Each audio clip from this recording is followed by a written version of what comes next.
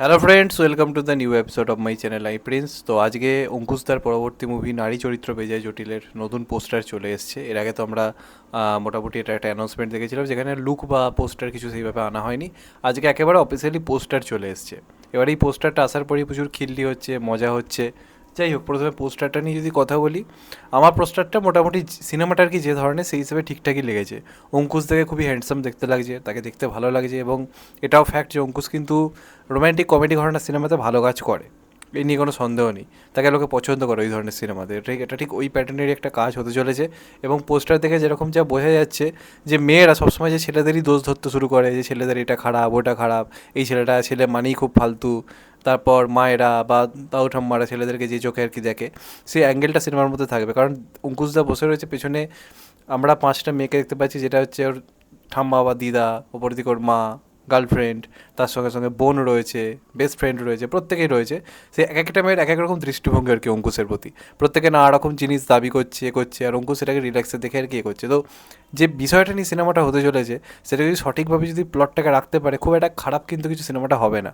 আজকের দিনে দাঁড়িয়ে কিন্তু সবাই ছেলেদের দোষটাই দেখে, এবং মেয়েদের একটা এখন হ্যাবিট হয়ে গেছে সবেতেই ছেলেদের দোষ খুঁজে বার করা। এটা ফ্যাক্ট, কোনো অস্বীকার করার জায়গা নেই।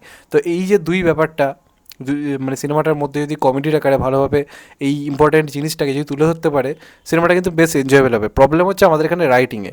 একটা মালায়ালাম ইন্ডাস্ট্রি বা একটা সাউথ ইন্ডাস্ট্রি এই ধরনের গল্প পেলে যেভাবে কাজটা করবে, যতটা রিয়েলিস্টিকভাবে প্রেজেন্ট করবে, বাংলায় সেটা কতটা রিয়েলিস্টিকভাবে প্রেজেন্ট হবে প্রশ্নচিহ্ন হচ্ছে, সেটা নেই। যেমন এর আগে যে কাজগুলো অঙ্কুশের রিসেন্টলি কমেডি মুভি যেগুলো করলো, রোম্যান্টিক কমেডি ঘরানার, ঐন্দ্রিলার সঙ্গে যে সিনেমাটা করলো, রঞ্জিত মল্লিক ছিল, একটু বেশি ওভার দ্য টপ হয়ে যাচ্ছিল না জিনিসটা। তো সেই রকম জিনিস যদি করে, যদি রিয়েলিস্টিক জিনিসটা কম রাখে, তাহলে প্রবলেম রয়েছে। তবে ওভারঅল পোস্টারটা যদি আমি বলি, খুব একটা খারাপ লাগেনি। তবে অঙ্কুশ ঐন্দ্রিলার জায়গায় আই থিঙ্ক নতুন কোনো জুটি হলে ভালো লাগতো।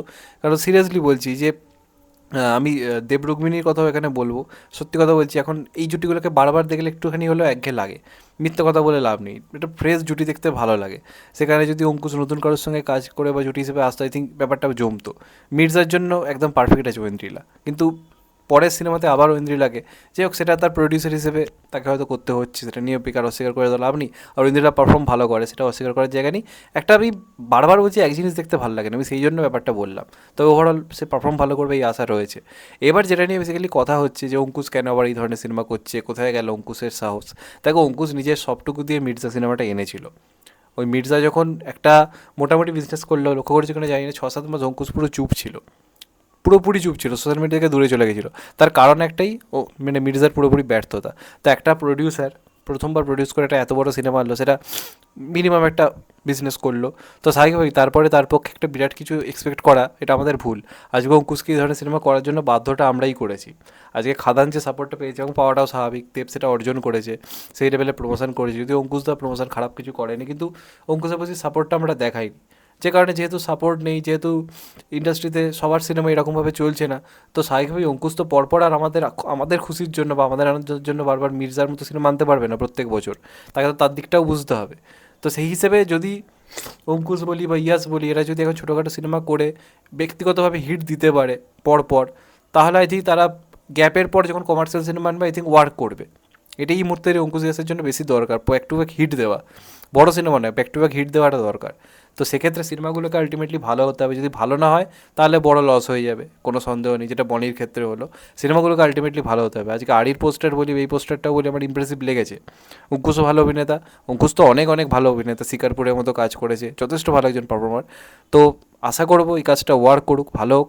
তবে মানে কেন অঙ্কুশ এই ধরনের সিনেমা করছে, এই ধরনের সিনেমা করে কী লাভ হবে, এই কথাগুলো আলটিমেটলি বলে লাভ নেই, কারণ বড় সিনেমা হলে মানুষ দেখতে যাচ্ছে না। তো সেক্ষেত্রে ছোটোখাটো সিনেমাগুলো যদি কম বাজেটে একটা মিনিমাম বিজনেস করতে পারে, তো সেটাই তাকে করতে হবে। যেমনটা লাভ ম্যারেজ করতে পেরেছিল, ম্যাজিক করতে পেরেছিল। তো সেক্ষেত্রে দোষ কিন্তু তুমি দিতে পারো না, কারণ দোষটা আমাদেরই, আমরাই সাপোর্ট করিনি। দ্যাটস ইট, এর থেকে বেশি তো কিছু বলার নেই। তো যাই হোক, তোমাদের এটা নিয়ে কী মতামত অবশ্যই জানিও। চ্যানেলটা নতুন হলে চ্যানেলটা সাবস্ক্রাইব করে দিও, অ্যান্ড কেটে দেবে লাইকন। ভালো থেকো সবাই, টেক কেয়ার, নমস্কার। আবার দেখা হবে, এখন তো বাই। সবাই ভালো থেকো, সুস্থ থেকো, টেক কেয়ার, নমস্কার, আবার দেখা হবে, ভালো থেকো।